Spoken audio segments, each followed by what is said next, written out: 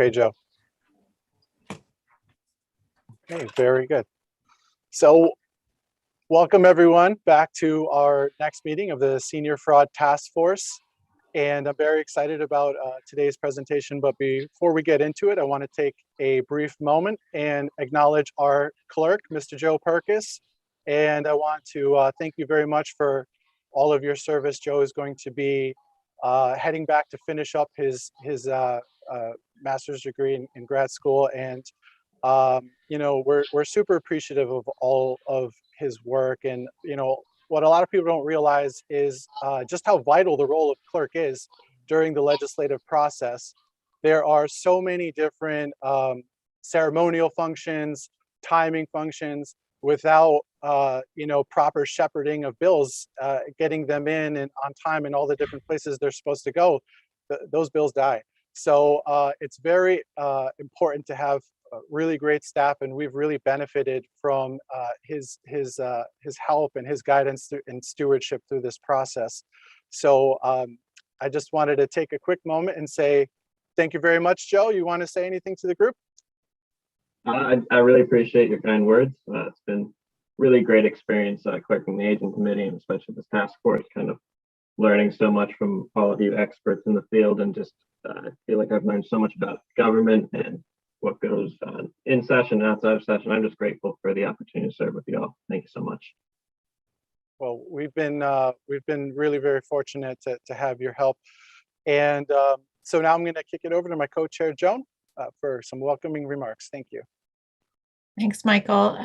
Thank you, everybody, for being here. And again, yeah, thank you, Joe. You've been super helpful. You know, this is my first task force ever, and to be co-chair from the beginning was very daunting, and you've been wonderful to work with. So I really appreciate all your help.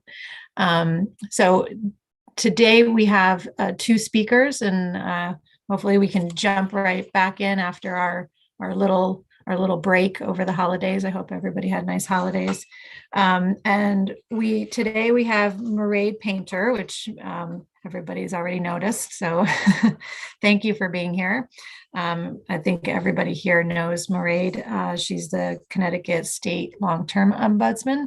So she's going to be talking to us about what she's seen out there, and hopefully we can further develop some of our conclusions and what we're hoping to include in our report for the task force. And then we have Kathleen Titsworth, who is the banking outreach coordinator from the Connecticut Department of Banking. That was a last minute change. Hi, Kathleen. Mm-hmm. But she will be speaking, and I know a lot of our discussion has led to what happens when people go to the bank, and there's different procedures and policies in place, and hopefully Kathleen can expand on that a little bit for us and help us figure out what is working and what is not working, so we can include that in our report as well. Just before we got on, we talked a little bit about what's upcoming. We have one more meeting on January 20th. That will be another regular meeting. And then per our schedule, the last scheduled meeting is February 3rd. And we're hoping that at least a portion of that will be able to be a working meeting for us to really gather all the information that's going to go into our report, so that we can then hopefully have a final report ready before the session starts on the 9th. But if anybody has any speakers that they think would be valuable to us, we do still have that one more meeting on January 20th where we're filling up slots for people to come and speak. I think that's it for me. If you want to go ahead and get started, Michael. Thank you very much. And before I bring on and introduce our first speaker, the Ombudsman, I just want to kind of take a quick step back and kind of take a look at how we are thinking about this work. And so one of the things I wanted to highlight has been in the resources from the beginning, which is the Healthy Aging Data Report, which I definitely encourage everyone to take a look at. It's very helpful, and it highlights that we are the 7th oldest population in the country. And one of the things that really helped me to kind of understand this issue is their concept of the longevity economy. And when we think about how people are aging a lot longer than even 30 years ago and living a lot longer, and kind of the needs that come from that longevity economy, and we hear about that, and we hear about the needs of workforce development, and how more and more people are choosing to age in place at home under the least restrictive means. When we look at the numbers for folks who are 60 and up in the state of Connecticut, there's 823,529, which is 23% of the state's population. When it comes to the 65 and up population, that's 587,580, which is 16.4% of the Connecticut population.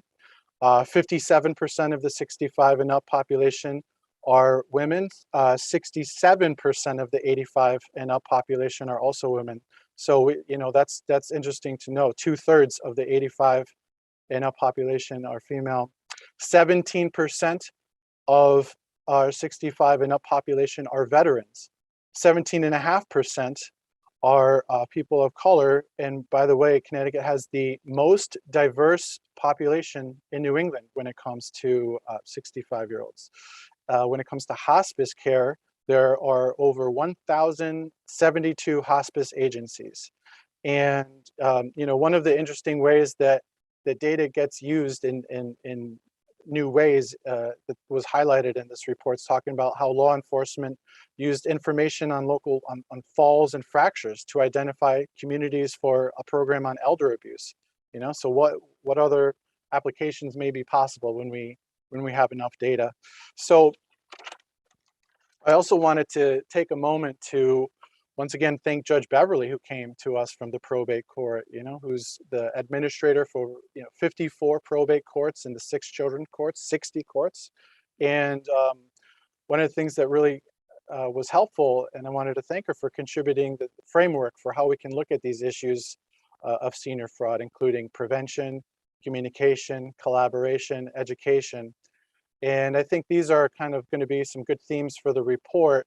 When we talk about prevention, we've talked about the checklist concept that Joan and I very strongly support, and that other members have reached out and to wanting to contribute to. We've talked about the expanded ombudsman role as a concept for prevention. For communicating, we've discussed better accessibility in more languages, updating forms, updating websites, visual learning. When it comes to collaborations, we had Attorney Rubin so graciously offer in his function as the president of NALA to maybe help work on developing modules and training for the Choices program, so we can have some better communications between our elder bar and the state service providers, and make sure we can do some proper referrals with proper notification and make sure folks are taken care of when they need it. And education, we talk about workforce development. And I've mentioned before about making sure that we let our young students as early as middle school know collaborations with boards of ed, so that we can get that development going. And more interesting too is that the long-term service and supports report came out. It's freshly published by the Long-Term Care Planning Committee. And in those recommendations, again, are 2 things that we've been talking about. One of the recommendations that they list that just came out is expand the scope of the long-term care ombudsman program to provide ombudsman support to consumers receiving long-term services and supports, regardless of setting, in order to align the program with Medicaid LTSS rebalancing efforts. Additional appropriations to the long-term care ombudsman program would be necessary to expand beyond their current jurisdiction. Okay, and again, another important one: engage local boards of education and school systems in the promotion of direct service home care as a career option for students. So again, thinking about the longevity economy as a lens.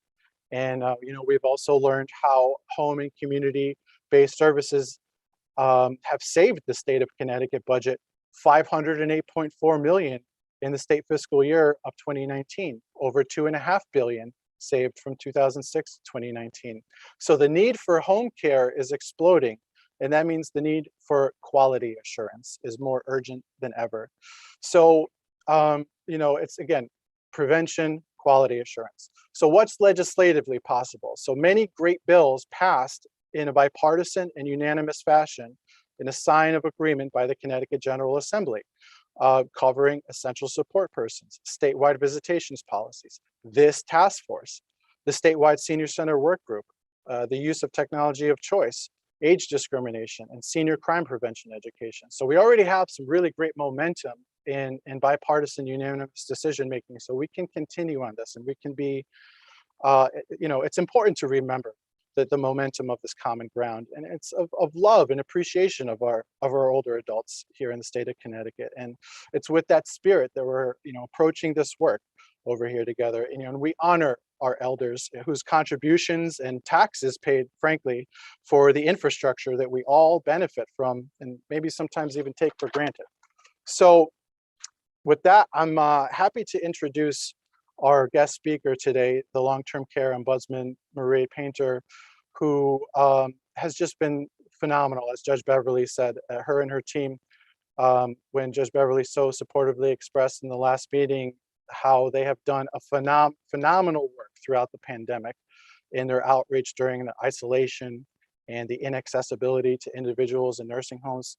And so, an expanded ombudsman program may very well be a good forum to utilize for the expansion of services. So it's important to note also the national recognition that Marie and her team have experienced, including her work in Washington, D.C., with a bipartisan contingent of Congress members to promote a federal version of the Essential Support Person Bill, which we just passed here in Connecticut. So thank you very much, Marie, for your vital services to our state and the people of Connecticut, and welcome to our circle. Good morning. Good morning. And thank you. I am Marie Painter, the State Long-Term Care Ombudsman. It's nice to see so many familiar faces here and to be here to discuss our role and my office's role when it comes to fraud prevention, sort of overarching for long-term services and supports here in Connecticut. I think, well, first I want to thank Joe as well, because Joe has been a huge help in getting information for my office when there's been topics and legislative needs. So thank you, Joe. And thank all of you for being here. It's really important that I think we have this ability to collaborate and to look at things systems-wide. I'm happy to see access agencies on here, departments, AARP, attorneys, Matt, welcome Matt, industry leaders, because it's important that we're all speaking common language and we're not always going to be on the same page, but that we have an understanding of where we're all coming from and why. And I think everyone's here for the same reason, that we want to ensure that here in our state, older adults and individuals receiving long-term services and supports have access to information that provides them with the ability to keep themselves safe or have individuals in their lives that can help provide them with the protections so that they can receive their long-term services and supports in the setting of their choosing, and let that be unbiased, whether it be a long-term care setting or a less restrictive environment. And that when they're in those settings, they have the access to the information they need to ensure that they're not victims of fraud. When most people hear of my office, they think about a much older adult. We often hear issues related to memory care, or they think of someone who might be in a long-term care facility at very end of life. That's not the individual that we serve most of the time anymore.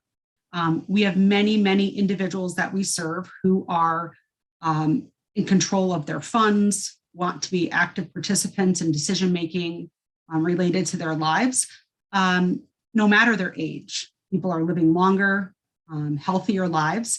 We also serve individuals in residential care homes, as well as assisted living communities.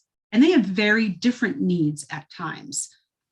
It's important that my team members are well-versed and connected to the services that are available to individuals from the different settings and in the different areas of the state, so that they can provide that education and outreach to the individuals that we serve. I think it's important to remember that we are not mandated reporters, so that when a resident or an individual living in the community in one of these settings reaches out to someone from my office, they can ask us for information and provide us with what the situation is, and then we provide them with the guidance, education, and information to help them prevent themselves. So the way that we work is that we give individuals information. We encourage them to self-advocate because we think it's important that people, whenever possible, that we provide them with the tools to self-advocate. However, we know that people aren't always comfortable with that, right? So sometimes they want our assistance. So the next level would be us intervening and helping go with them to advocate or to reach out for assistance when there's a problem or when there's a question. Some of our intervention is just information sharing. Maybe they just didn't know. I'm always amazed of how many people have lived in long-term care settings for a while and still don't know about our office. Melissa Morton from OPM brought up on a meeting recently how the state and communities have wonderful programs. It's about how do we have the funds and the ability to message about the programs and what we do. I know the state PSS has worked really hard as well as with partners to get myplacect.org up and running. And there's wonderful information there and really 211 and having this information be shared. And that's a lot of the work that my office does and the individuals who work in my office to support older adults and their family members. So when we receive a call, it could be from, I'll use the example of an assisted living. We have individuals that are there by contract, right? So they may have questions related to their contract. We work with the Attorney General's office if there's a question related to the contract. The attorneys that support my office are independent, but happen to sit at the Attorney General's office. So they're not speaking on behalf of the Attorney General. I just want to make that very clear, but they help advise me in my role. And so we look at those contracts and we offer people some support or may tell them to reach out to an attorney. We often tell people to look at Plan Connecticut and we'll help provide them with the resources of information so that they can make the best decision for themselves. In my role as the chair of Elder Justice here in Connecticut, it's allowed me to partner with AARP, with Kathleen who's going to speak in a little bit from banking. When you have someone who we might see being taken advantage of, my office will often get a call. I've had calls from banks, from police stations, local community members who reach out saying they've identified something, right? There was a gentleman at a bank who'd been in a couple of times taking out large sums of money. And when the bank asked him why, he said he was taking it out because a care provider needed cash. Red flag there. Because of the partnerships and the way that my office works, I was able to reach out to Dorian from Department of Social Services, Protective Services. She got involved and was able to get a staff member out. I reached out to Kathleen from banking. And because of these systems being connected and the way that our state works to share information, we were able to intervene and have someone help an officer on the scene talk with that person to ensure, we're not going to tell them what to do with their funds, but did they really understand what was happening? And were they making an educated decision related to that? And that's really our role, is to help protect people, ensure they're making educated decisions and that the decisions are theirs. We provide a lot of education and outreach to long-term care communities. Part of our role is to make sure that people are able to have the most cutting edge information, right? So if I am doing something in DC or I have access to a best practice, having the ability for me or my team to share that with the communities that we serve so that they are then protecting the individuals there at the highest level. When it comes to fraud prevention, we see it at all levels, right? So thank you, Michael. Michael sent me many of the recordings and I've been able to watch what you guys have been working on and see the discussion related to Medicaid applications, related to funding and access and probate. All very important components of long-term care and where people may see risks. But there's so many other additional risks, right? And it's hard to tackle them all. And I even heard the discussion kind of what is fraud, what is risk, and the back and forth. And I think that's why it is so important to have so many different viewpoints and why our office is important to collaboratively take that in and look at a situation and be able to reach out. We now have the hotline through the Attorney General's office where we can make referrals if it's a question of elder abuse, and start to get some of that data related to where are the cases, what are the majority of the cases related to, and how do we make sure there are meaningful interventions that are able to be put in place and allow people to make those choices. I think sometimes people confuse our office with a investigation line, where the Department of Public Health does a type of investigation related to people who are licensed service providers. Protective Services does investigations related to sort of abuse, neglect. The investigations that my office does are directed by the individual we serve. And so we do it to their satisfaction. Often we're asked, like, at what point do we close a case? At what point do we say an investigation is over? And for me, it's when the resident or their responsible party, if they're not able to speak for themselves, tells us that they're satisfied. So that can be challenging. When you look at the data from my office, I also want to note that since 2020, we have a new data system federally, because everything in 2020 just had to be impacted. The federal government went to a different way of defining a case and an activity for my office. So you will see a lot of changes in that related to our data. But the way that we have a case is when we actually go out and face-to-face meet with an individual.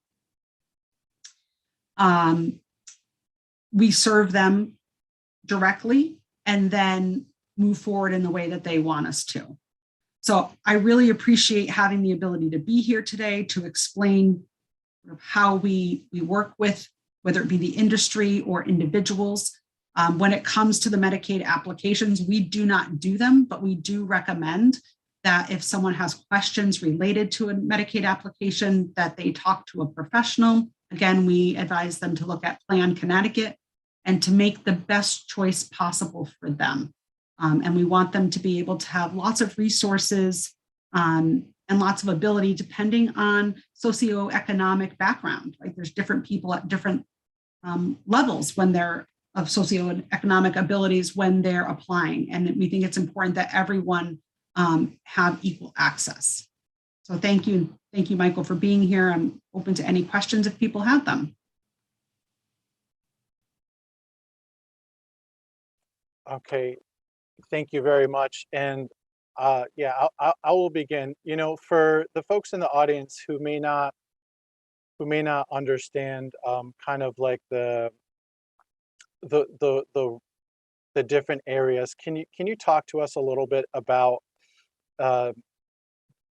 you know, your specialty is the long-term care ombudsman, okay, but there's been discussion for a while now about this concept of the community ombudsman, and or what I prefer to say the office of the chief ombudsman, where it would have other columns with the hospice, and then the homemaker companion, and then maybe even, like you were talking about, an intake line or anything like that. But just to guide us a little bit more about how you and your team, through the boots on the ground and the experience that you have, dealt with the pandemic and were able to be so effective with a relatively small amount of staff compared to some other agencies that we have in the state, and just really how amazingly effective that you have been. And it's been widely recognized. You're highly respected in the legislature. As I mentioned before, you were brought down to DC. Can you just talk to us a little bit more about that? So yes, we are a small team. It is myself, 2 intake coordinators, 8 regional ombudsmen, and an administrative assistant. The regional ombudsmen work regionally and go out to settings. During the pandemic, we quickly identified that that was not going to be the way that we were going to reach people, and we moved to a virtual platform, doing Facebook Live, individual group meetings within the long-term care settings. When you talk about a community ombudsman, so in the Build Back Better bill, mouthful to say. There is the proposal that if a state takes home and community-based money, so HCBS money, that they would need to have a community ombudsman. I was recently in Baltimore for a conference, and there was a lot of discussion about this, and the idea that we have seen a shift in where people choose to receive their long-term services and supports over the past 15 years. And as more individuals have chosen to receive those long-term services and supports in less restrictive settings, so places other than a nursing home, they've been told that they have the right to use their long-term services and support dollars and to receive those services in other settings. We are one of those services and supports, my office and the advocacy through my office, but we are not a service that has been able to follow them or duplicated when they choose a different setting. So when you're talking about the levels, Michael, I would prefer, and I'm hoping that they move forward with a long-term services and supports office of the ombudsman, however they arrange it, but that we cover anyone who is receiving long-term services and supports, that it's not about where you receive them, it's about the fact that you are receiving them. And that once someone is receiving long-term services and supports, they may have an added need for support, information, education, and advocacy around those supports, so that we're not just narrowly thinking about, well, this provider does this or this provider does that. I think there's a huge need for individuals once they choose another setting.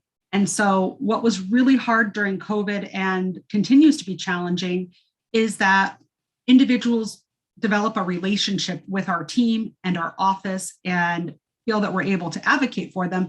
And then when they move to a different setting or they're receiving those services in another setting and call us, we have to say that we can't support them.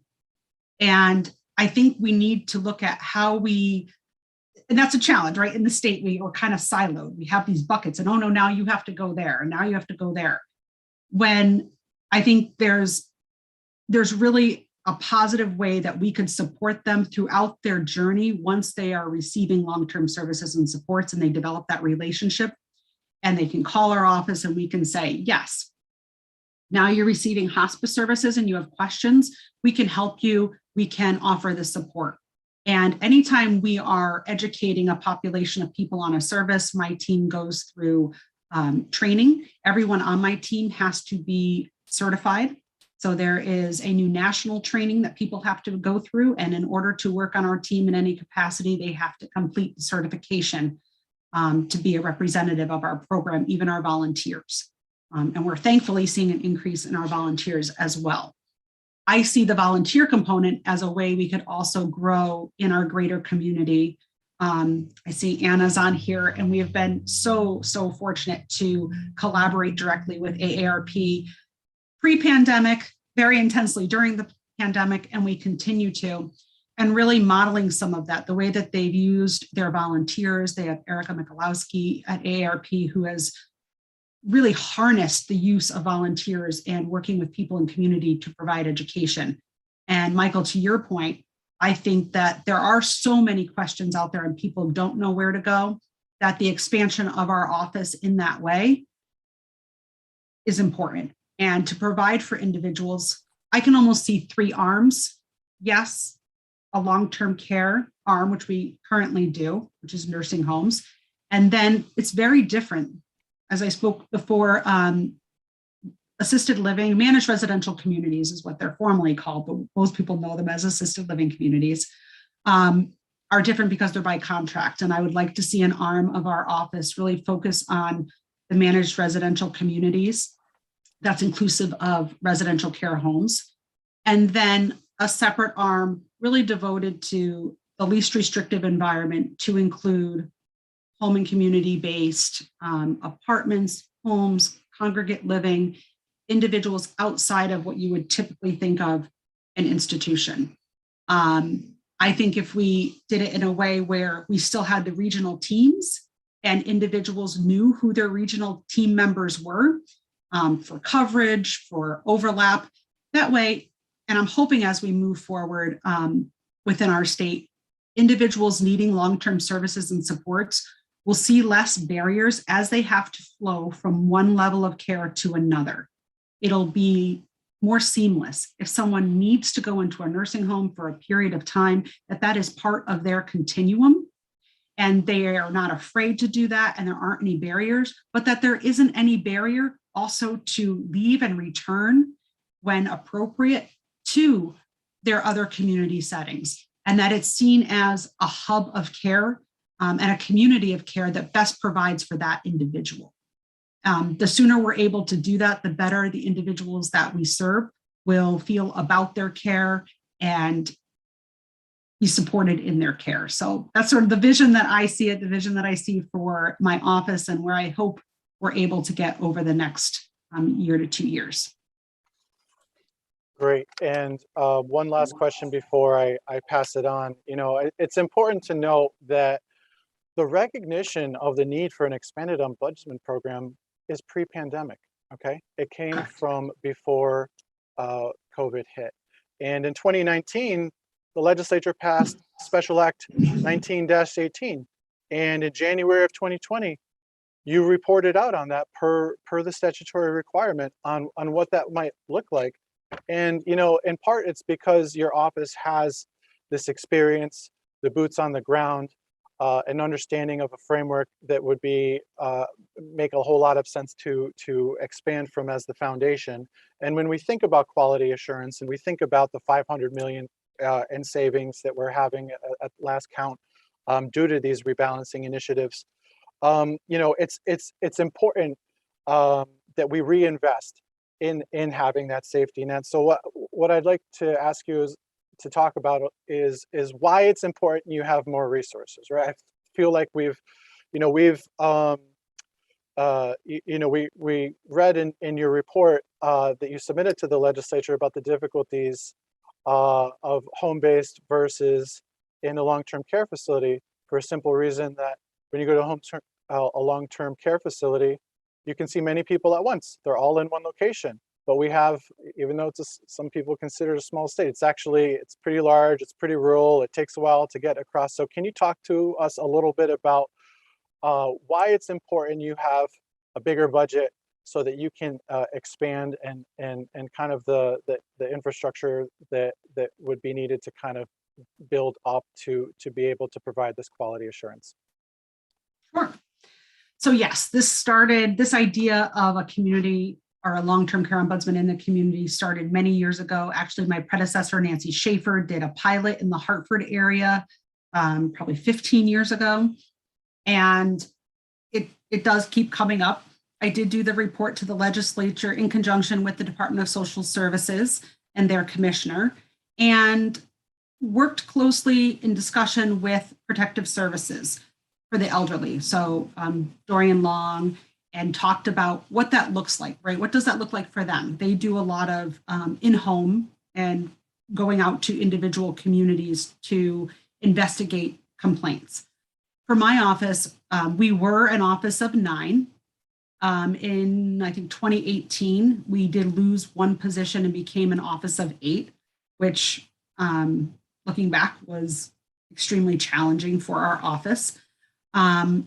In order to do this work, and as we see the number of individuals growing within this demographic and our assisted living communities, we received the mandate, I think it was 2006 when the mandate came through regarding our office's oversight of assisted living communities, but we never received the funding either at the state or federal level in order to move in that direction. We did get 3 positions, which is actually when I became a regional ombudsman at that time.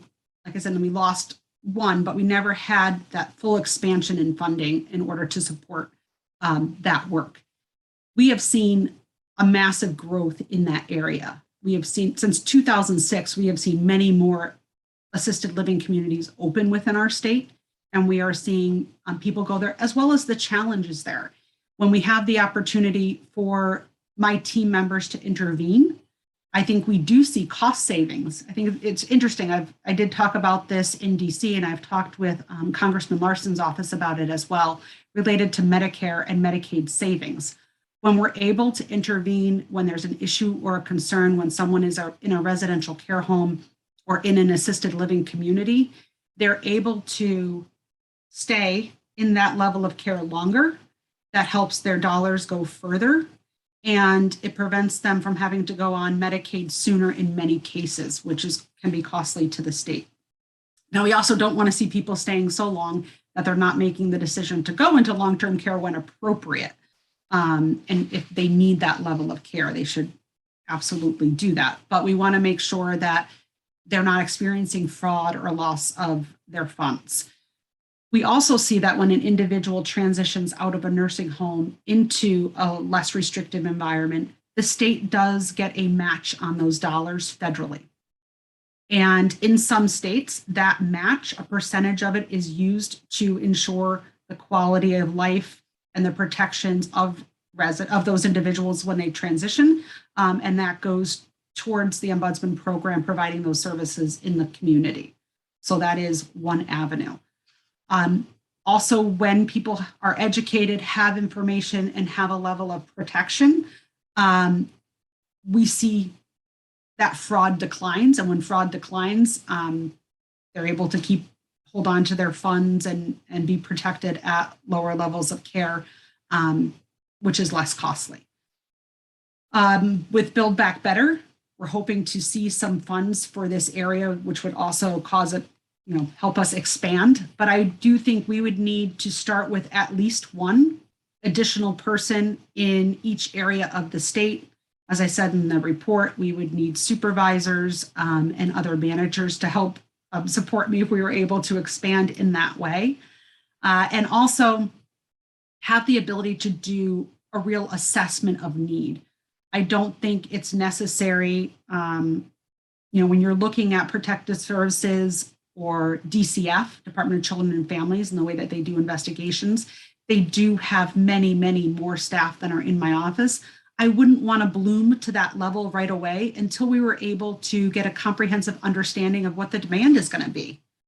I would like to be able to grow slowly and in a small way, address the need, and have some way to expand, maybe if it could be by however many referrals or cases we have, but to do it in a way that doesn't just grow to grow, but grows due to the demand and the need of the individuals that we serve.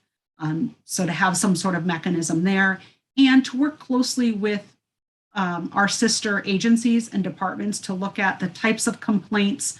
Are they being referred to the appropriate places? Do we have the ability to collaborate, to work together? When we have a complaint in a nursing home, we work with the individual to ask. Not every complaint needs to go to a DPH or needs to go to DSS. A lot of it is just information sharing. Sometimes it's important for the resident or the family member to hear it from a third party. They may have gotten the information correctly, right? Very often the information that they get is correct. They just want to know, is this right? Do I really have to do this? And the regional ombudsman can say, yes, that's what's supposed to be happening. That's how this works. And I expect the same thing on the community side, that a lot of the intervention won't be things that need to go to be formal complaints in other ways, but it's information and access to the education.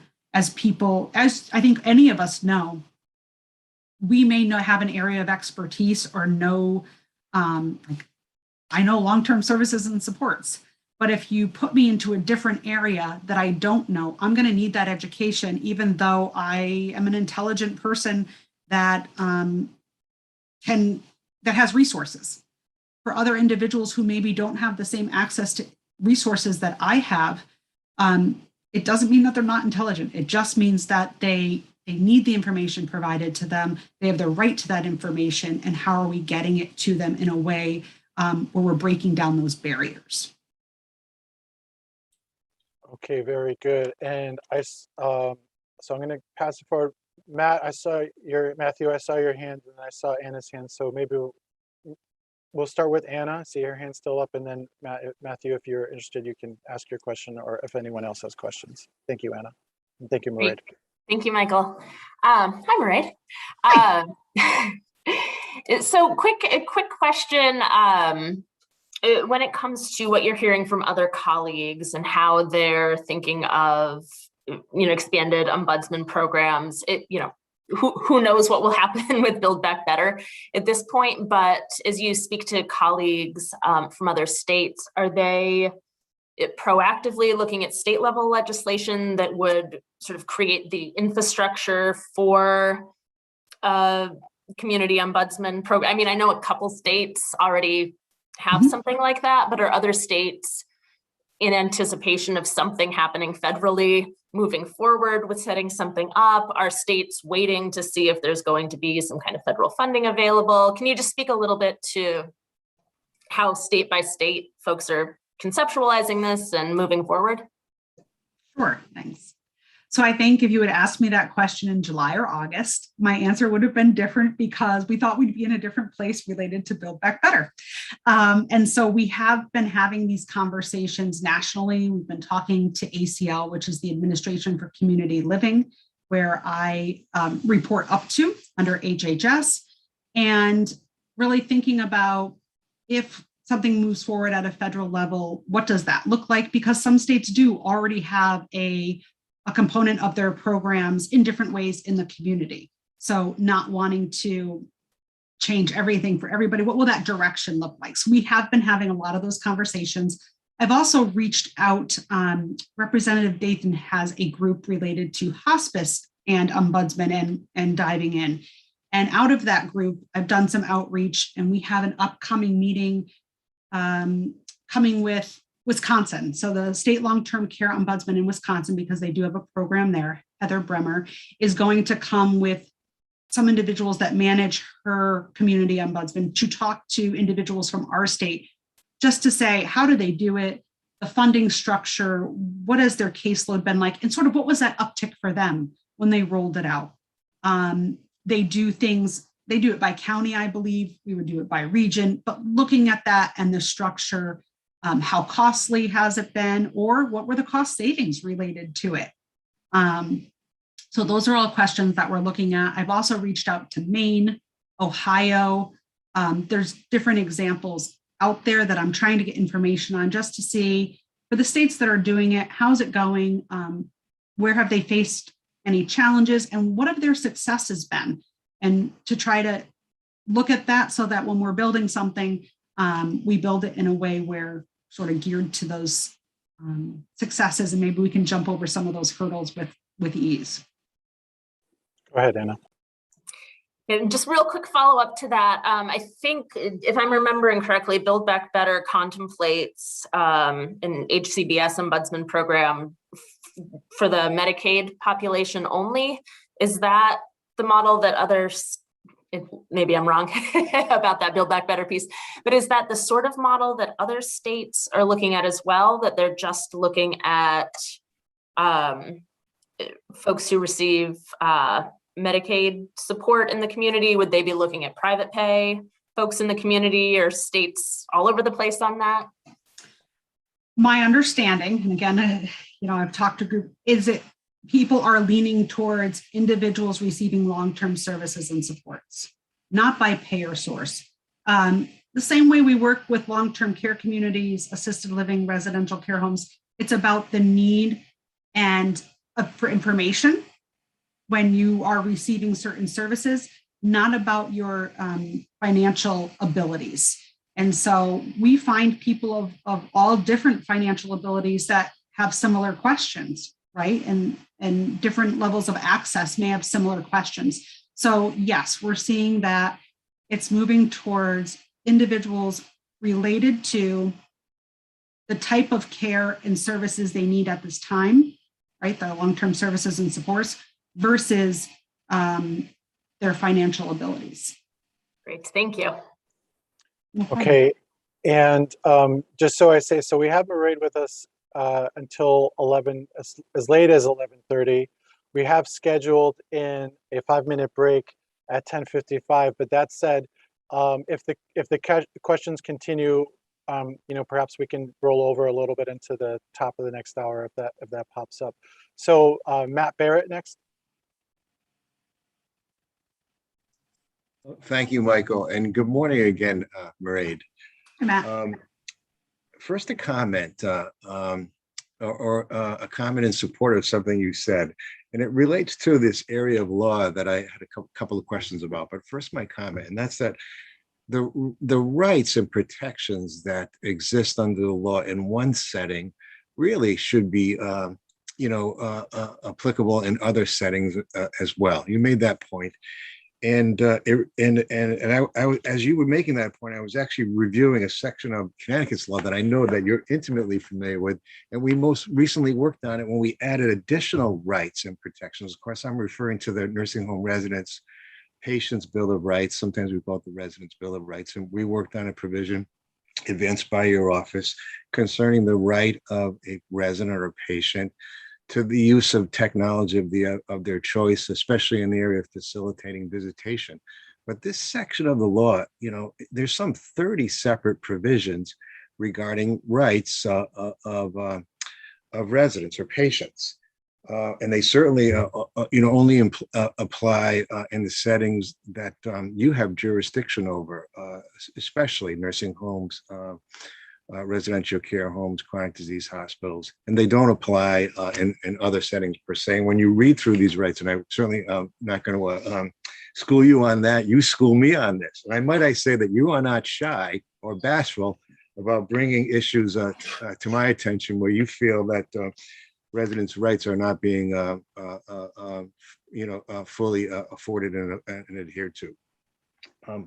The first kind of question, and it's really, and you have to forgive me because some of this is just to sort of get some foundational stuff on our committee, our task force record, but so many of the provisions in here are based on federal provisions. I know that's because we usually, when we're doing a review of an additional right, we usually do a search to say, hey, is this something that is either has a companion provision? And by the way, that's not a reason not to create a state right. We've often felt, I think that was important to elevate certain federal rights that exist under the federal law and elevate them as state rights as well. And there are a number of examples of that. But would you comment?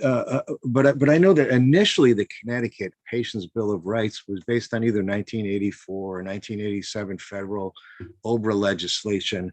And that is really the basis for this body of law that exists right now. And we always need to be checking it against federal law, not as a reason not to create a state law, but we also need to do that sort of crosswalk. I think I got your question there, Matt. Yes, so you're correct. The nursing home resident rights are out of the OBRA 87. There's been changes and there's been expansion. But yes, they are federal. However, the managed residential community and residential care home resident rights are not federal. Those are state only. And so when you're talking about community, I think your question is how would we expand that on the community side? I think that's a discussion to have. What are people's rights? So even when someone goes into a nursing home, and I know you've heard me say this, people don't lose any of their civil rights. I think people in the community or people receiving long-term services and supports, we are a very protective society, Connecticut in particular. When someone has a progressive disease, a diagnosis, or is even just aging, we can, as a society, sometimes want to be very protective. And I had a discussion with a family member. We did Facebook Live last night, and there was a question about someone falling. Someone fell a lot at home, and they're in the nursing home now. And why are they still falling? Well, that doesn't change because of setting. People have the right to be free of restraints, no matter where they are, whether they're in the community, whether they're in a nursing home, and it's about interventions. And so, a lot of that education about those rights doesn't change by setting. And so if someone is in the community, we would talk about their right to be free from being restrained, a chemical restraint, making sure that family members were educated around that. If someone feels like one of those rights that you or I have was being violated in any of those settings, I think there's core principles that we can all work around. We would have to define them in a way that supported people's ability to live in the least restrictive way. And that's where we really partner and work closely with probate courts and say, if someone has such a concern, protective services sometimes comes into situations where there is extreme concern for someone's ability to care for themselves, and due to the risks or maybe a health condition, their ability to make a decision. And so they also work, we would, work with them, and they work closely with the probate courts to ensure that people's rights are protected, but that they also have the appropriate support legally, medically, or not legally if necessary, no matter what setting they're in. Absolutely. And I appreciate your answer very much in that regard. And just for emphasis, just because that right is not enumerated specifically under the Connecticut law, or a right is not enumerated, either or federal law, that doesn't mean they don't have a separate right under the Americans Disabilities Act or the United States Constitution for that matter. And nothing can usurp those rights, as you very appropriately say. But nevertheless, there is a strong body of sort of spiked out provisions that have, to some extent, been under consideration in this work group. And I'll mention a few of them to you because, maybe I'm going to let you know what my question is going to be, because one of the things that we've been endeavoring to understand in this task force is the incidences. How often are these types of things occurring? And I'm going to indicate a bias right up front, just so everybody knows. I'm not aware that you ever brought any issues of this nature to my attention in our many years of working together, but that isn't to say that these issues don't exist. So I wanted to ask you about that. But the Patient's Bill of Rights in Connecticut, does have very specific provisions regarding the right to file a complaint with the Department of Social Services. And it even specifies, issues related to when the patient may feel there has been a misappropriation of funds, either by a family member or, frankly, for that matter, an instance where a nursing home may have violated a rule concerning their trust fund payments that they receive on behalf of nursing homes. But there's also provisions regarding, and these are being renumbered, by the way, because of the work that you did last session, adding new provisions. But a resident shall not be required to waive any rights to benefits under Medicare or Medicaid, or give any oral consent that the patient. Matt, excuse me, pardon my interruption. I apologize. I just want to be cognizant of our 10:55 scheduled break. So what I'd like to do is take our break, come back and continue with you, Matt, and then we'll go to Marie and Lara with questions, if that's okay. So pardon my interruption with that, Matt. I just want to be cognizant of that. Is that all right, Joe? Okay, very good. So we're going to take a quick 5-minute break. We're going to come back, and Matt Barrett's going to continue with his questions. Thank you. All right, thank you.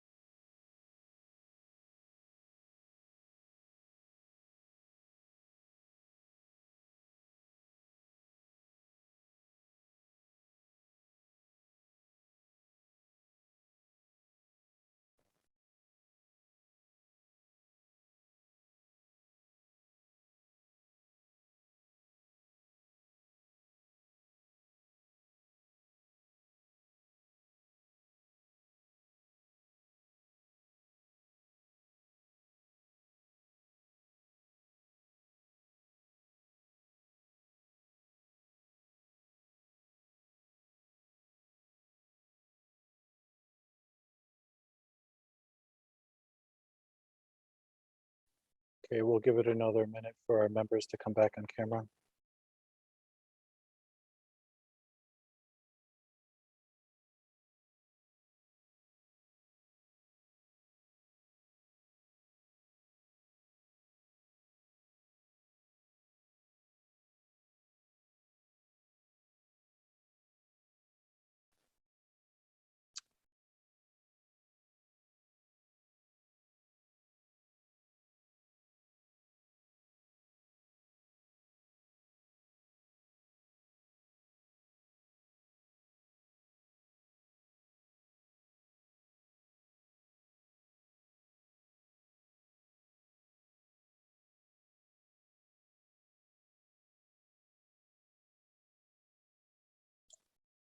Okay, I believe that's been 5 minutes.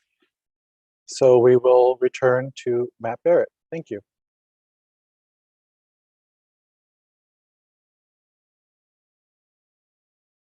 You're muted, Matt.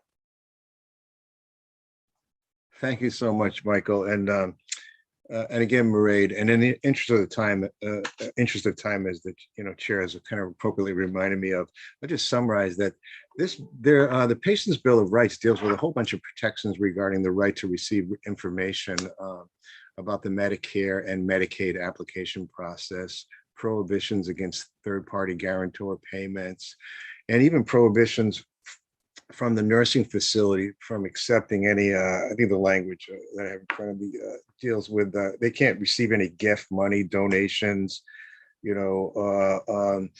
related to expediting the eligibility process or preconditions of admission to the facility. And again, as I said up front, these are longstanding rights, I think trace back to either the 1987 law. But in all of our work together, these issues have violations of these specific rights. Again, not to say that they haven't occurred, have never been rose to the level of you're bringing them to our attention. And so, could you characterize for our task force how often these types of issues come up, noting that your office is ever present in our Connecticut nursing facilities? Sure. So we have some. They are a smaller number of the complaints that we're fortunate to have a great relationship with the Department of Social Services, who partners with us when one of these issues comes up and really has been able to facilitate some of those conversations with the nursing home, reminding them of some of these rights and laws around these agreements, their Medicaid agreements and Medicare agreements in the homes. And we're able to facilitate a resolution usually pretty quickly. But they do come up at times. It's just a matter of us having those conversations. I would say maybe 10 times a year, those types of cases come into our office, and even fewer of those are the ones that we need to move forward in any kind of way. Okay, thank you so much, Mairead. And once again, good to see you. You as well. Thank you. Thank you. Marie? Hi, Mairead, and it's always wonderful to work with you. Nice to see you. I have, first of all, a comment. I'm wondering, reading the Connecticut Mirror article and hearing some of the difficulties you were having getting volunteers to act as advocates and representatives in the nursing home. I'm wondering if there isn't an opportunity to work through our regional area agencies and some of the senior centers, the municipal agents on the in the human services network that could perhaps help recruit volunteers, because it's so important, as you said, to have that presence in the nursing home and to have a peer who could help guide people when they have concerns and then bring them to your staff's attention when they need to go. So just some thinking for the future, and perhaps a role that we could all play. And then second of all, just to give the perception through the community lens, we have so many opportunities, and I think Matt Barrett was pointing to some of them, for individuals to use existing systems to complain or to support them in their desires to live in the environment that they'd like to. I think the issue from the community lens is that there are so many different programs and services, but no one knows what an ombudsman is. It's like using the word, we have respite programs in Connecticut. The general consumer has no idea what respite is and how that would affect them. We have supports through the Medicaid system and the Medicaid waiver, where individuals have care managers and advocates. There's so many different places for people to go. The problem is that there's no connection, there's no tapestry. And going to 211, which is again a wonderful resource for a list of information, doesn't help the layperson understand what their next steps are. They will provide them with a wonderful list, but if you don't know how to navigate that list, and it does not matter how intelligent you are or how well versed you are, it is confusing. So I just wonder, when we look at expanding the role of the ombudsman into the community, how do we prevent having yet another layer of confusion as to where the person goes when they really need to talk about an issue, and how we coordinate between PSC, between the advocates at the access agencies, the ombudsman's office, the local municipal agent. How do we connect all of those things? Because in many cases, it is that confusion that leads to either someone just feeling like, I don't know where to turn, so I'm not going to do anything, or that tremendous amount of frustration, so that by the time the complainant gets to the person, they're so angry and so frustrated, it takes so much more to de-escalate and actually help them. So I don't know if that's a question, Mairead, or just a comment, but that's it. Well, first I'm going to respond to your volunteer information and say thank you. And it is always wonderful to partner with our access agencies, area agencies on aging, who provide amazing support within our state for older adults and the individuals that we're all working to serve. So Marie, to that point, I would love to partner on any of those ideas that you have, and we can absolutely meet on them, and anything we can tap into, I would love to tap into. So please reach out on that. I also really agree on, I don't think we need to spend more dollars on creating more services in other ways. I think you're right, either when we expand this role, and also a collaboration. So we currently work a lot with the access agencies related to money follows the person, and when someone has a concern. So let's say they're working with one of your case managers, transition coordinators, and there's an issue or a concern, and the complaint comes into my office. So the person might be in a long-term care community, right? So living in a nursing home, the complaint isn't always related to the setting they're living in. It might be about access to the community, and how come I haven't transitioned yet? And can you talk to my transition coordinator? And the regional ombudsman works within that capacity. So again, it's really important to understand the layers. And then they may ask for a meeting at the nursing home, and maybe it's because of something in their history, or that there isn't an access to a caregiver or a backup plan at this time. And the regional ombudsman works to sort of peel the onion with the person and help identify what those challenges are, and put the pieces together and walk alongside them, and just sort of verifies the information in the same way. Nope, the transition coordinator and the case manager are giving you the correct information. This is the whys behind it. And so I agree that adding more services in, and other people, and our word is hard. I think the best way we could move forward when it comes to fraud, when it comes to prevention, is education. Having the money to really prioritize the education and outreach around these crazy words, right? It's a hard word, ombudsman, and services and education. For myself, I know many of you are aware, a few years ago, my husband was very, very ill and in ICU and passed away. And I do this for a living. At that time, under that level of stress, I was not able to hear all of the information that I know was being given to me in the correct way, that I had trust in the providers, that I had trust in the people that were trying to help me. I couldn't hear the information, retain it, and move forward. I wasn't trying to be difficult. It was just a lot for me at that time. And I think that's where family members, when they're making the decision, when residents are making the decision about where to receive their supports, how to get those supports, hospice, next steps, it's so much information, especially for individuals who don't work in this arena. We're trying to get Medicaid approved at a time when you're dealing with such critical health issues. It's debilitating. And so having the ability to support people appropriately and educate them during that time, and having someone that can stay with them, that they can call, that they can feel safe in calling, I think is a priority. And that we all have a unique and special role. And the more that we can support each other, understand about each other's role, and communicate between agencies and programs, whether it be a state agency, a local program, a local provider, is essential. And that is something where I think we've made huge gains in the past 10 years and broken down some of the walls related to those silos. So Laura, who is my partner on Elder Justice, is on here.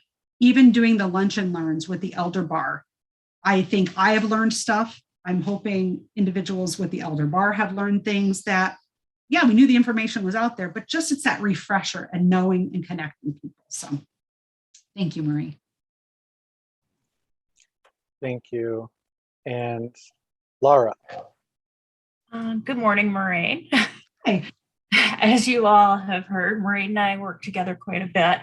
But I think there's one really important distinction that needs to be made. And you touched on this earlier, Maureen, but it's something that back at my time at DSS, I helped your predecessor, Nancy Schaefer, rewrite the long-term care ombudsman's regs in a much previous version that's been since revised a couple of times. But one distinction that it took me some time to wrap my head around is the role of the ombudsman as opposed to protective services. And the reason why I ask you to make this distinction is, I understand it, but I want to make sure all of the members of the task force understand your role versus what elderly protective services does. Because it's very important that people understand that. So can you, explain that to the group? I think that would be helpful. Sure. And I think for a while, it even took me a while to understand this when I first started. Just so people know, my background comes from working in long-term care. And then I left and I went to DCF for a little while, which was a whole different experience. And then I became a regional ombudsman and worked in the Waterbury area, went to DSS under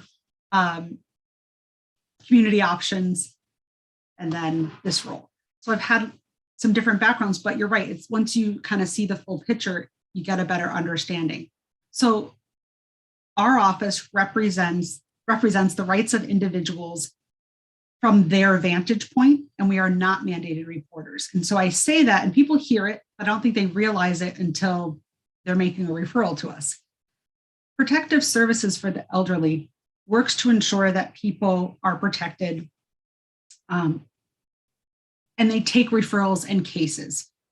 When they get a referral, they go out and they are mandated reporters, right? So if they see something, they have to say something. They also would make a referral potentially for someone to have a conservator put in. That's not something our office would do.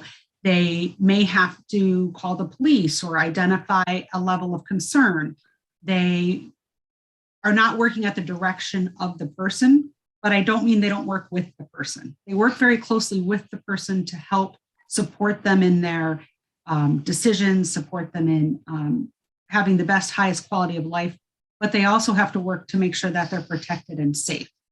I would also strongly encourage you guys to have Dorian come talk to you and really lay out how they provide for their program. But where there's some overlap sometimes, I'll use a nursing home as an example. If there's abuse and neglect in a nursing home, they're mandated reporters. That mandated reporter form goes to protective services. There is one line on it that says, are you aware of the Ombudsman program? Do you want them notified? Do you want them to work with you? If that's checked, then Protective Services sends it to us and we're both working the case, right? It should, Protective Services has the case and we have the case because we're doing it from the resident's point of view and they're doing it according to regulation and their mandate. And so those can be different at times.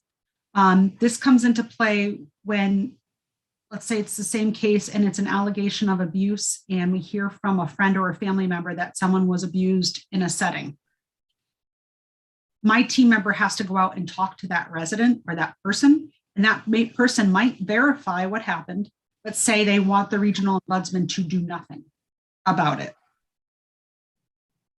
In the same case, a protective service social worker would go out, and even if the resident said, I don't want you to do anything, they have to follow their mandate, whatever that mandate is. So it's different perspectives on that. And I think that that's confusing for people. They say, oh, well, you know, this office already does that, or that office already does this. They're separate and distinct. And I think it's also important for everyone to know that Protective Services has mandates under state law that provide that if they're investigating a case of abuse or neglect in a nursing home, they have very specific reporting requirements and a process that they have to follow to determine whether it needs to go to DPH or some other action needs to be taken. And that's not your role. You're not investigating abuse, neglect, exploitation. You're there as an advocate for the resident to follow the resident's wishes, whatever they may be. Unless they want us to investigate and at that point we would pull that, like we have access to their record if the resident wants us to.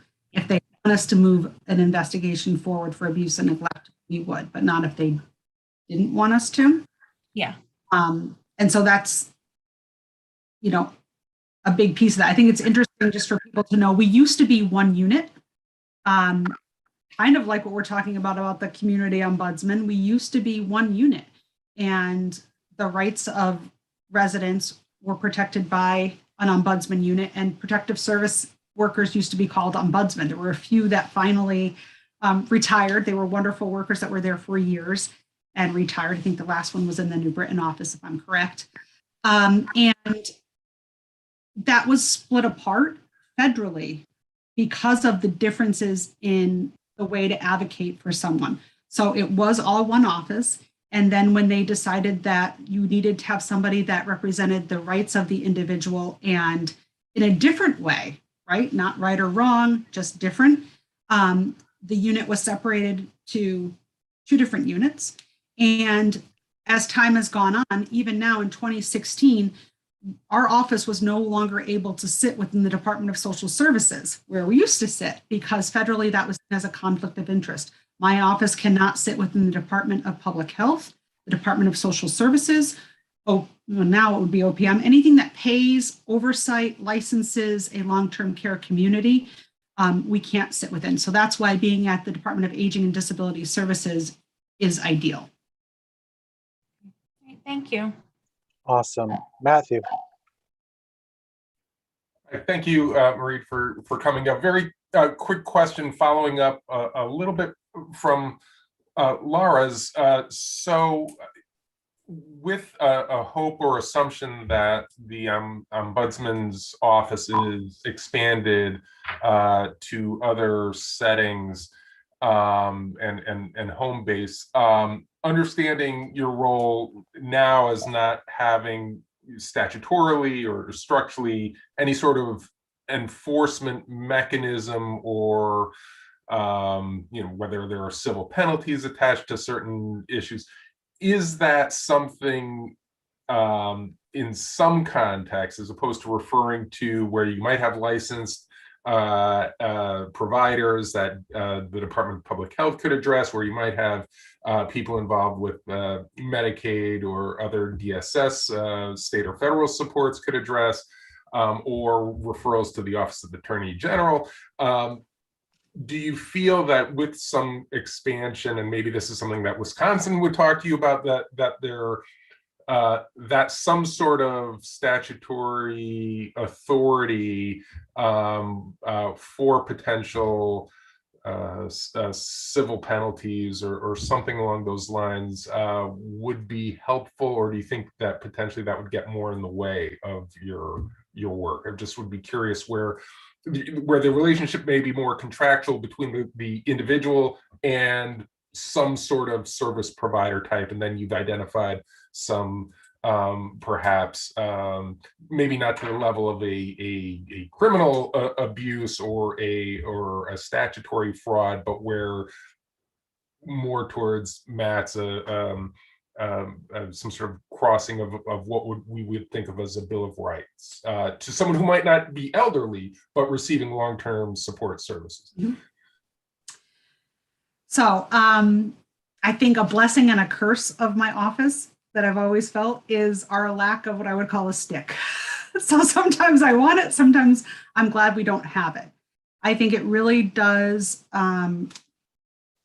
engage us in a way with an individual that we work towards facilitating resolution to the best of our ability. And although some days I would love to be able to have that authority stick, or like you say, citation or a fine, I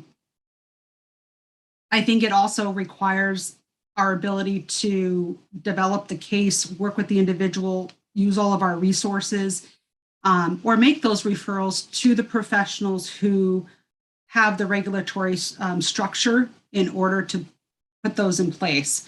As we are moving towards more self-direction, self-hire, that type of care, in some ways, I think that as a state, we need to have some protections and make sure that those safeguards are in place, but that they sit like that with the appropriate authorities. And I would worry about my office having that authority. I would kind of toss that back or lean back on Dorian, PSC as the experts in that, and having that authority for oversight, State's Attorney's Office, Department of Public Health, and DPC, so Department of Consumer Protection. As we've gone into this journey in a different direction, they've become a group that we've also collaborated with in a way that we hadn't historically, as we're looking at Homemaker Companion, and even looking at, and I'm kind of looking at Anna here, we've talked about this a lot with Homemaker Companion and self-direction. A lot of it, I believe, is the education piece as a hire, and making sure that when you're bringing someone into your home, how do we, you or I would look at a badge of someone who is bringing cable, right? A cable person. What is the trust, the verification? It's about that education piece, and that's where I see our role. So like I said, although I'd love to have a stick at times and be able to magic wand and fine or do something, I think not having that ability really is a strength for us. Very good. And so we'll go to Joan, and then we'll wrap up with Mairead and move on to Kathleen. Great. Thank you. Thank you so much, Mairead. That was great. You've been a big help, and I enjoyed your Facebook Lives through the pandemic. That was really, really helpful. I made a bunch of notes when you were talking. One of the things that really struck me, and that you've mentioned a couple of times, and I think that has been an overreaching discussion with our group, is getting the education out there, because that's really the key. And like you said, a lot of times people have a question, or they might have what they think is a complaint. And if you just explain that this is the way it works, at least they're getting it from a professional who knows that that is the way it works. And that's where I think there's a little bit of a hole in the system, because once people reach out to you, you can do a great job, but it's the reaching out, and there's so many different places they could potentially reach out to, like Marie mentioned. If we can try to figure out a way that people know where to go, that's really going to be helpful. So I think it's something that we've kind of been alluding to a little bit in our meetings, and trying to figure out how best to make sure that people get the right information that they would need. So I just wanted to tell you that was really helpful to me to hear you say the same thing, and that sounds like you're on the same page with us as far as trying to figure out how to get education out to people. So I appreciate it. Thank you very much. Thank you. And I so agree. It's that unbiased. I don't have a skin in the game. And that was in that kind of game where the outcome isn't going to impact my agency, my program, how I give the information. And I think that's the beauty. Not everything that comes out federally, I agree with. That was one of the things that I agreed with, that we should sit in an autonomous way, and having that autonomy within our state. I'm one of the state ombudsmen that has the most autonomy in the country because of how I sit, where I sit, and the information that I have access to. So I'm incredibly thankful for that. And to your point, our ability in an unbiased way to educate people and to tell them what their rights are is crucially important. Mhm. Yeah. Great. So thank you. Thank you for having me. Thank you. Yes, very good. That was wonderful. And I totally agree, by the way, with those comments about preserving autonomy. I think that's what helps make your office so effective. And again, as we think about the existing infrastructure we have, we take an asset-based approach and look at all of these different wonderful agencies and how they work together, and how it's kind of intuitive, and it makes sense that we build on the experience that your office has, because that's how we can address the issues we were talking about in previous meetings when we talk about intervention and being upstream.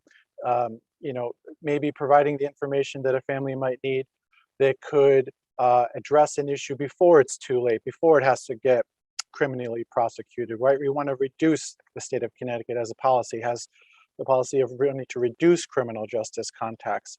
We want to avoid issues before it's too late, and also avoid the issues that come up where elderly folks don't want to prosecute a family member or something like that. So that said, I want to thank you very much, Mairead.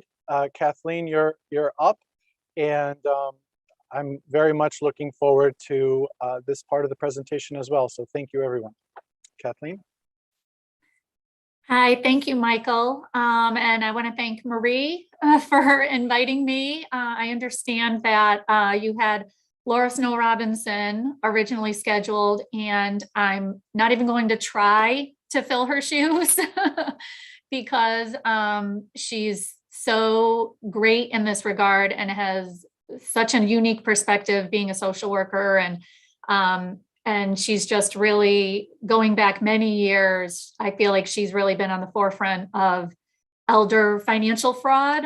I've been at the banking department for quite some time, since 2003. And I recall when Laura reached out to us under our previous commissioner and wanted to work with us on the issue of utilizing banks and credit unions to help spread the word about and help them be the people that could identify potential financial fraud and exploitation among their customers and their members. So, I appreciate being here. I am the outreach coordinator at the Connecticut Department of Banking. So I'm really going to focus today on the education that our agency has been doing in this regard. So I'm just going to delve right into that. So since 2016, the Department of Banking has been utilizing a program called Senior Safe. And I'd be happy to put a link in with some information that we have on our website about, or I can follow up with Michael on a little bit more information. But Senior Safe was first created by the Maine Council for Elder Abuse Prevention and the Maine Securities Division. In fact, I love to tell every time I do a training, Judy Shaw is still the director of the Maine Securities Division. By the way, the Department of Banking, among our regulatory authority, we do have a securities division within the Department of Banking. So we're kind of an equal type of agency to them. But Judy Shaw's mother was a victim of financial exploitation, and it was detected by her credit union. So because of that, and because Judy was in the position that she was in the state of Maine and worked very closely with their Council for Elder Abuse Prevention, they developed this Senior Safe training program.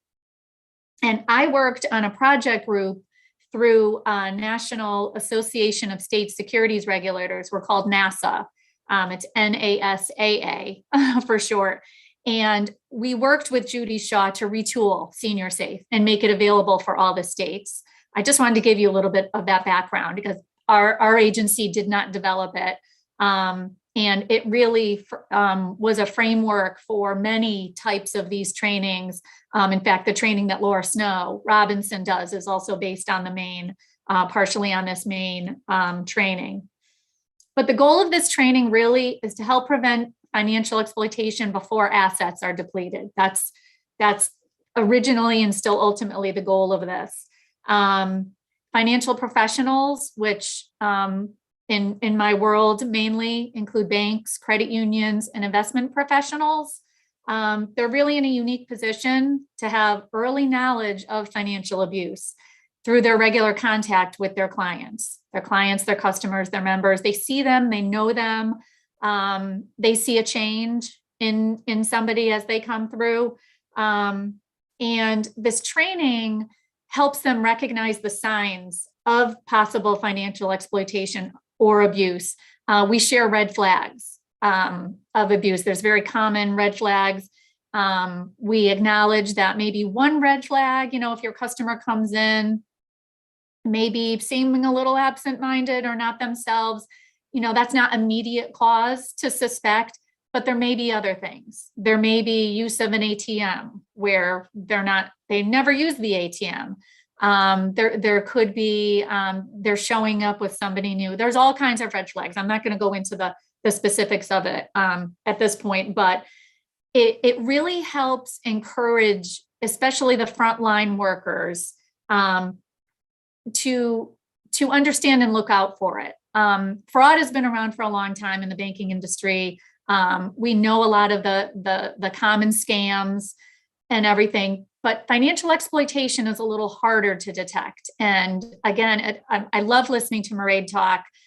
She puts things into such regular language for those of us that don't work in the social service world. But it's true in the banking world, and people that work in banks, sure, they might recognize somebody who wants to forward their money or wire their money to Guam for a spouse. That's actually an example I've gotten from a bank in the past. But something like somebody coming in and paperwork being changed, and exploitation can sometimes be a little harder to detect. So one of the things we do with this training is encourage the financial institutions, if they don't have it already, to develop an internal protocol for dealing with suspected financial exploitation among their older clients. Many of the institutions do have this already, and through this training, I know, I believe many of them have developed or enhanced their protocols. So for example, if you are a teller in a bank and somebody comes in and you're suspecting, what do you do? This internal protocol gives them that ability or knowledge to, okay, I know in this type of instance, I need to take it to the branch manager. And in some institutions, it gets elevated to a specific person within the bank that maybe isn't located at that branch. So it's just, it really gives the institutions that ability to work through in a real, I guess, formal way, suspected fraud or exploitation. So our agency has been providing these trainings upon request since 2016. As I mentioned, it's generally banks, credit unions, other groups. In fact, I have spoken to groups of lawyers. I've spoken to social workers. The Credit Union League, I want to mention, has been really great about offering trainings. In fact, we did several in 2019. We were scheduling some into 2020 that were canceled. We did one virtual, And the Credit Union League, those trainings that I do are really especially wonderful because I utilize Protective Services as a co-presenter in this. So people have mentioned Dorian Long. I think she would be an excellent guest speaker for you all to have because, when I give these trainings, I can talk about what Protective Services does and I can go through the bullets and everything, but to have her or one of her colleagues speak on what they see and the type of financial exploitation they see and what they do, it really just enhances these trainings. And again, for people in financial institutions, it's such a different perspective for them to hear from. So I always think it's a really great opportunity. We've actually done, we did one large session of our Senior Safe training, and we were able to give insurance continuing ed credits because we had done this through an investment advisor broker dealer group. Laura Snow Robinson was actually a speaker for that. We did sort of a large several hour training. But for the most part, and banks and credit unions, this seems to work the best, is I've whittled it down to about an hour training where I give them the information. They're able to have questions and answers. And I always tell them when I'm scheduling these, the best trainings are the ones that don't just focus on the frontline workers. When you've got the buy-in I shouldn't say buy-in, when you've got the senior management there and the others in the institution see that the importance that the senior managers give to this type of training and education. Bottom line, it's educating people about this. It's so important. And it could be the first time that these people hear about Protective Services or, where to go when there's suspected fraud or exploitation. And, that they may actually be able to be in a position to be able to stop this from happening or from the senior to lose their money potentially any more than they already have lost. So I did want to share one interesting statistic we use in the trainings. And unfortunately, the most recent data I have is 2019 because we really haven't been able to do these trainings because of COVID in the last few years. But I get a statistic that Protective Service shares with me, and it's how many referrals that banks and credit unions make to Protective Services annually. And I only have 2019, but judging from the years previously, this does increase every year. In 2019, they made 1,465 referrals to Protective Services. I like to think this training and education has helped increase those amount of referrals. Generally, when if I get a call from a financial institution concerned about one of their clients or customers that come in, depending on the specific issue, oftentimes if it has to do with some of those red flags we talk about, I encourage them to contact Protective Services. And, it's one of the things I always say is, and in fact, when I started doing this in 2016, and I wasn't very familiar with Protective Services, I think, well, you're calling the state, like if I call DCF on somebody, they're going to take that child away. Like, I don't want to be responsible for this senior citizen who maybe is just having an off day or whatever. I don't want to be. And one thing we make clear is it's completely different. And Mairead talked quite a bit about Protective Services and really what their role is, and their job is really to protect the rights. It's protecting seniors. It's making sure they're safe. And I tell the financial institutions at all the trainings I go to, if you call them, they're the experts, and you tell them what you see in this senior that you see every week and the reason why you're suspecting. They screen the call and they will know, well, maybe, and it may not lead anywhere, but if it does and it leads to a visit, they're there to make sure that senior is safe, that their home is safe, and if they see the signs in their professional capacity, then they would go on to the next steps. But I always say a call could never be a bad thing, because if you're wrong, nothing's going to happen. And if you're right, you are helping this person in your community potentially get services they need, potentially stop this fraud or exploitation from going any further, and maybe, even they are at a position where maybe they need, conservatorship would be like, beyond that, or even having family members involved that never knew that there was any kind of issue going on with the finances. So, I'm going to leave it at that. I'm happy to take questions anymore on the program, but I really wanted to give just an overview of what we do.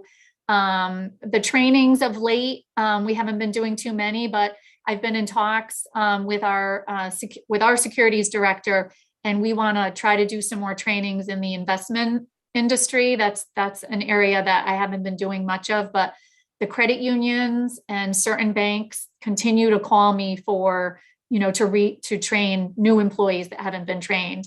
So it's, we're really proud of this, of the Senior Safe training, and, glad to be providing this education to the financial industry. Thank you. Thank you so much for that. And I just have one question before I open it up to the floor, beginning with Lara. So just generally speaking, like, who do you think would be important stakeholders, generally speaking, in our society, who would benefit from getting more training and education in the future, and looking for the signs of fraud?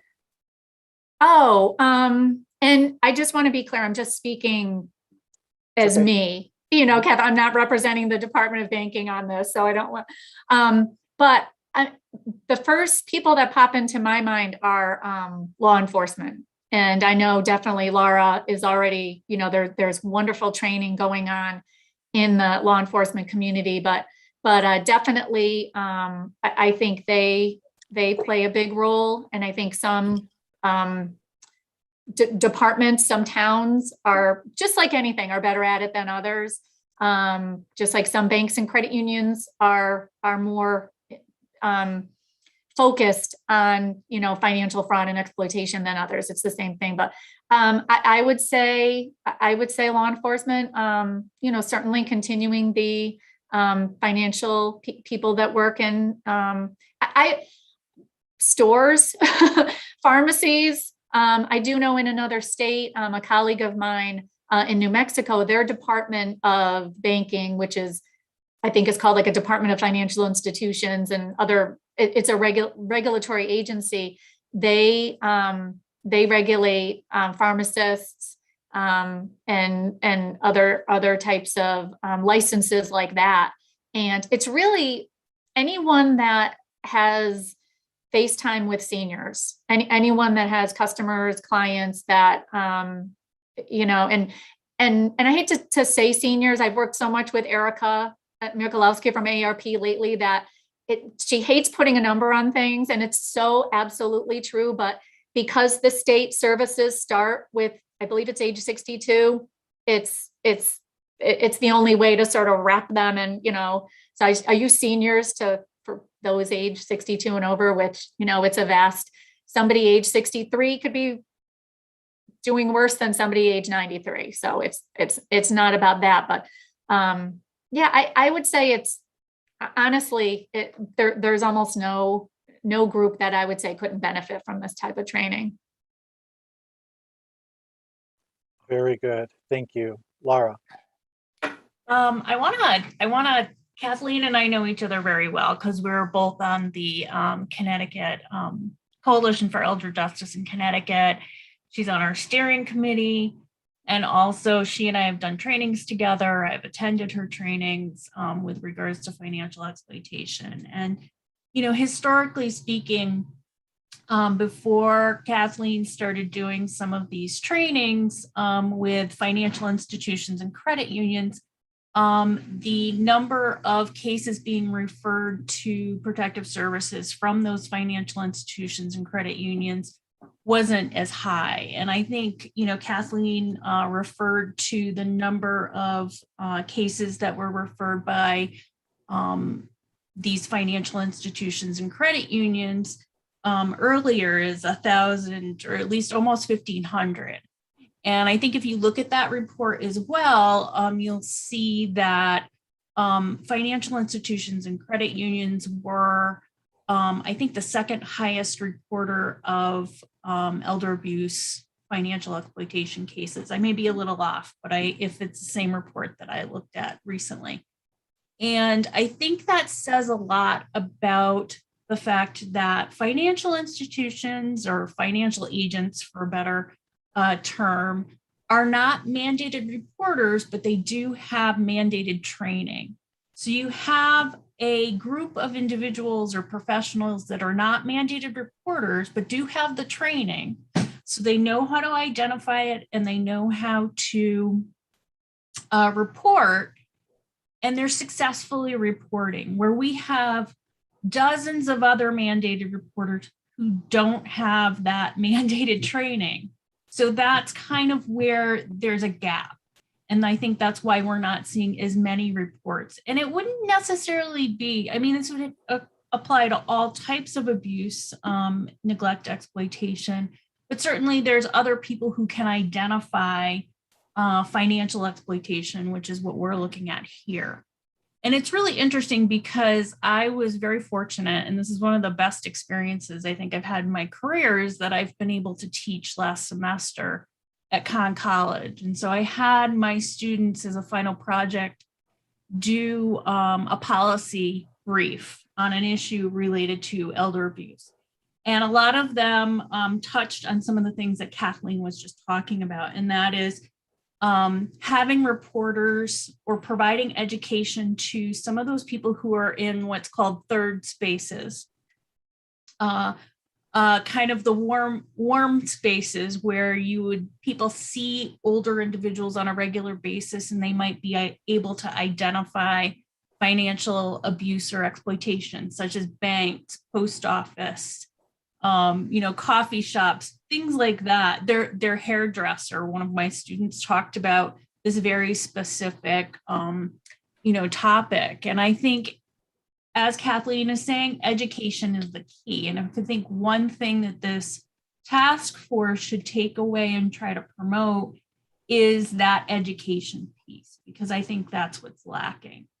And, a result of providing education, it's a blessing and a curse, is going to be an increase in referrals to protective services to try to be the ones to follow up and investigate these cases and refer them to either local law enforcement or to, say, the Chief State's Attorney's Office or the U.S. District Attorney's Office for prosecution.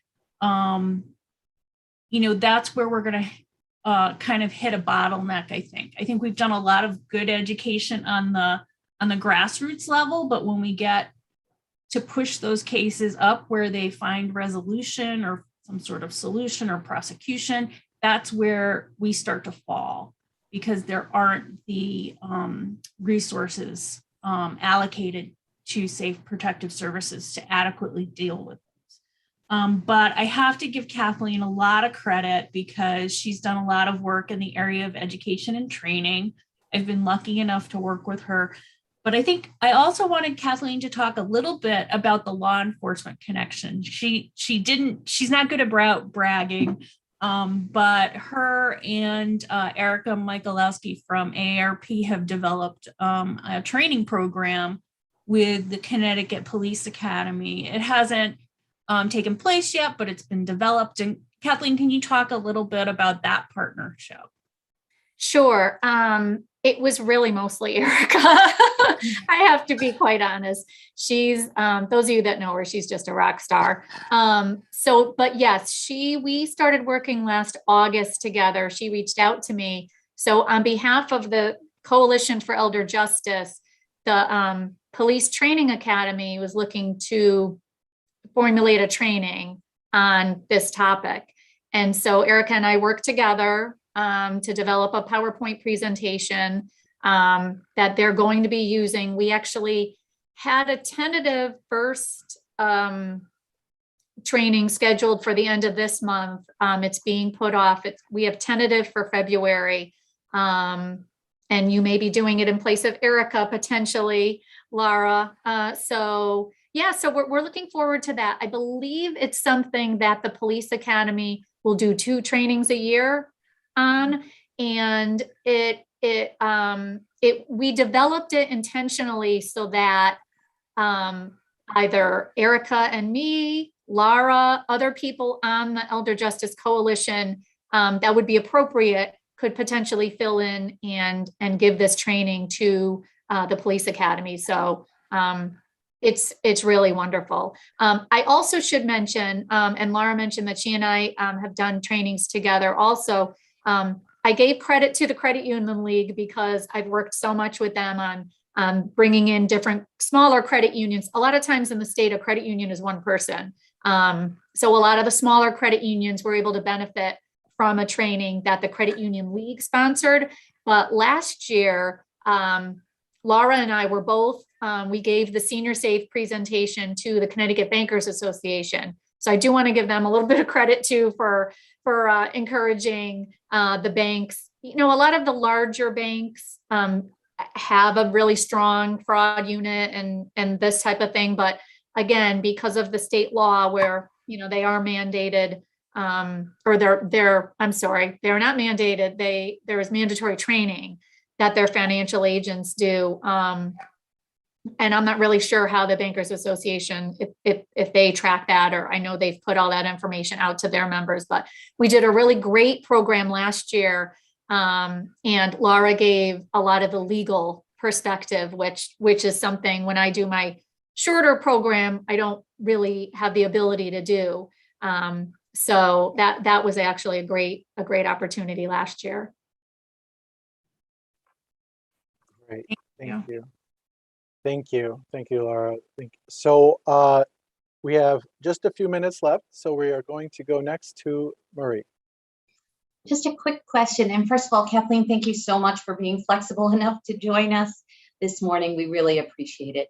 On powers of attorney, I know the state has done a lot of work to create uniform documents that indicate powers of attorney. I'm wondering if the training to the banks includes any discussion about power of attorney, where an elder is coming in with a document to open up a bank account, perhaps with another individual who claims to be the power of attorney. I know that's something we struggle with here as an access agency. Sometimes we get forms that they look like they've been around for a long time, and we have no way of verifying the validity of the documents and knowing whether the power of attorney was established in keeping with law, or whether this is someone, sometimes a home health aide, who has decided that they are going to assume the role of a power of attorney, and not always for nefarious reasons. Sometimes they think that they just need to help the person because the person can no longer do their banking, but it's still inappropriate. So what type of training is there anything in the curriculum that addresses those documents or requires some follow-up when an elder who has been coming to the bank for a long time comes in with a new document, or someone else on their behalf? And when we are thinking about community education, I would say that's a piece that definitely service providers, senior center directors, municipal agents, care managers, geriatric care managers need a little bit more guidance on, because we often see documents that are very questionable. In one day, I had 2 different daughters of the same mom come in with their own power of attorney, naming that person as the power of attorney. Well, that would be impossible. You could be a co-power of attorney, but there was definitely some family strife, and both daughters felt like that should be their role, and created documents. So it does happen all the time, and I'm just wondering if that could be part of the education. So it's in short, it's not. It's as you've thoroughly said, it's a really tricky. Now, in your case that you're saying, my immediate thought was, I guess you go by whichever one was dated, last. But we don't go into the legal on that. I always refer these type of legal questions back to the financial institution to work with their legal. It's not my role to get into those type of nitty-gritty legal. If we do a program where we include a legal representative as a co-presenter, that's a different story, because then maybe we get a legal perspective on it. But in general, for my trainings, we don't. But I do agree that's a tricky, and that could very well be one of the red flags. I'll just give an example. We got a call a few years ago from a financial institution that was suspecting issues with a senior customer who started coming in with her financial advisor, who then one day came in with a lawyer and updated paperwork. And they started asking about CDs, and when CDs were going to become, I'm blanking on the word, when you can start taking out the CDs, when they were coming to fruition. So interestingly, we regulate investment advisors on the state level. And so without kind of going into too much of it, we also encourage them to contact protective services due to the age of the person and a few other signs. And even though this person, the senior, was described as being very cognitive, very, knows all her paperwork, very, up on her finances, everything like that. All of a sudden, the big red flag was this new person and the new documentation. When protective services visited, she adamantly said these documents were not changed, but they were. So there was clearly a communication issue and everything there. So the long and the short of it was that was rectified. But if the person hadn't had this training on that and just completely relied on the documentation without questioning it, this may not have happened, and the person would have lost the money. So the power of attorney forms can be very tricky but I say with anything, if they suspect something is amiss, to question it and to go to the proper authorities on it. And this is again where sometimes law enforcement could be helpful. It's a legal issue, so I would always start with the institution's legal team. Start there, and then, but always, if they're suspecting any kind of anything with the person, maybe something that they need protective services, that I always say to contact them. Great, thank you. Thank you. Joan? I know Jackie had a question and she's got to leave at noon. I don't know if you want to ask it now, Jackie, or if you want me to ask it. Sure, thank you. And I apologize, Kathleen, in advance if I have to leave in the middle of your response, but I'll listen to the recording. I don't know if you can see it in the chat feature, but I know a lot of your, thank you for your discussion this morning. A lot of your instances of acknowledgement have come from in-person interactions. And I wondered, is there a component of the training that also addresses online banking transactions that might raise a red flag? No, we don't. I will say that the banks do have what's called SARS reporting. They have suspicious activity reports. And again, because I'm in outreach and in our communications, and I don't work in our financial institutions division that is more in depth on the banking laws and regulations, but it's not actually something that's ever come up in any of the trainings. I can certainly check and see if this is something that they'd be interested in having us address. But one of the things is so many of the red flags are face-to-face, are the people that are coming in. And then a lot of times, I know you have to drop off, but a lot of times when they start looking into the banking transactions, they sort of go to the paper trail. That's when a lot of this comes out. But a lot of times that initial, I always tell people, trust your gut. It's like anything. the person walks in or walks out and you say, I don't feel right about their transaction. She doesn't normally come in and take out cash like this, or, that her father, his father was really yelling at him. And then they looked out the window later or was really not treating him well. And then later saw him being berated in the parking lot. And that's something that I say, look for these signs, because these aren't normal. Okay, thank you. Okay, so Thank you. thank you. And it's getting late now. So what we'll do is we'll go quickly to Laura, then Joan, and then I'll close. I just want to say, from my experience, just as a follow-up to Jackie's question, I know she's not on the call anymore, but there is a organization of, it's the IRS Protective Services. I used to sit on it for Protective Services. The Chief State's, not the Chief State's Attorney's Office, but the U.S. District Attorney's Office. Monthly, they get those reports from the banks and the credit unions about suspicious activity. And one of the things that they do is they will identify those cases that might look like elder financial exploitation based on the customer's age.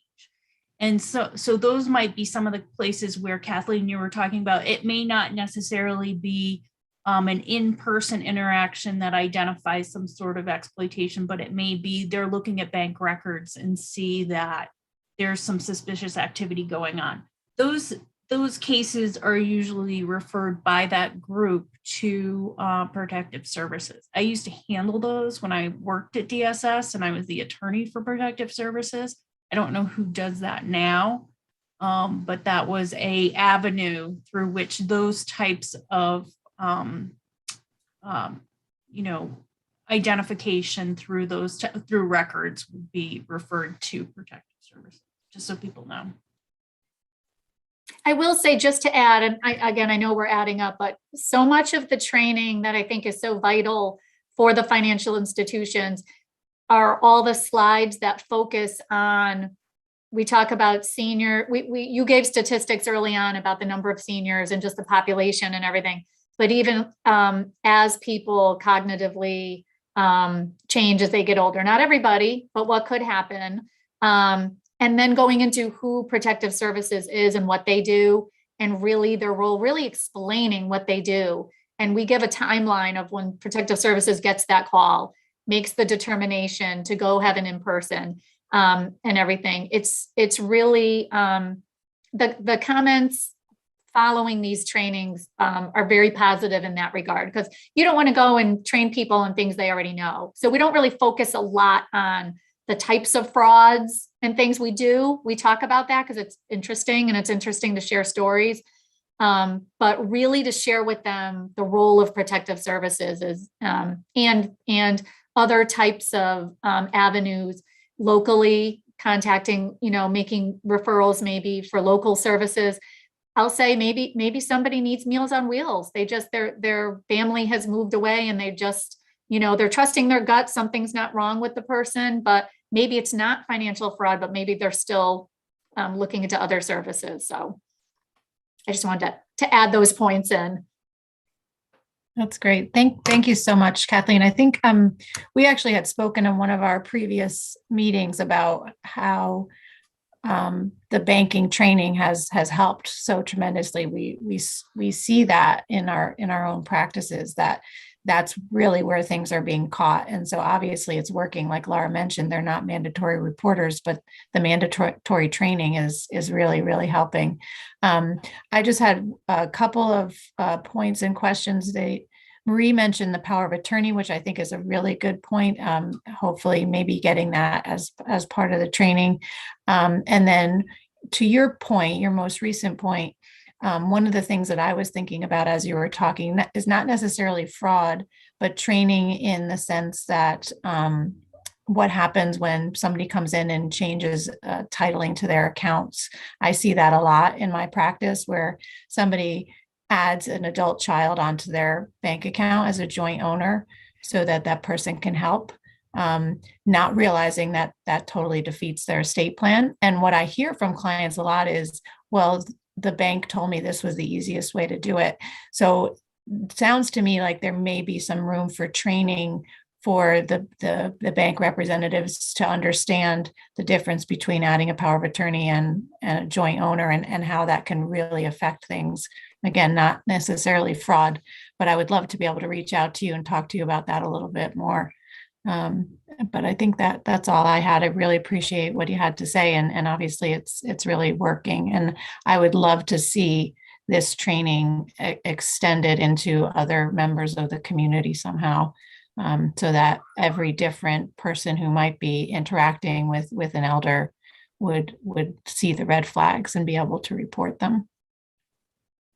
Yeah, I also want to mention one thing popped into my head as you were talking is one thing that some of the financial institutions utilize. I believe the Credit Union League has a like a template that they've shared with their institutions, but a trusted contact, and it's not based on just for people of a certain age. It would be for anyone. So, for instance, if I open a new bank account, I would list my husband as a trusted point of contact, but that could potentially be a nice way of, you're not necessarily sharing personal financial information, or perhaps you can't because there's a privacy. So banks have a tough time with, sometimes they have customers that the senior is their customer and so is family members, and they know something's going on, but they can't call the family, they can't say anything,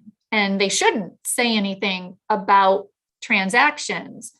But if there's a form that allows, hey, if I have an episode in the bank and, I guess it's an emergency contact, but in the investing world, they do have, the broker dealers have an ability, actually, it's one of their rules, where, and it's specific, I believe, to senior clients, where they have to have a trusted contact for this purposes.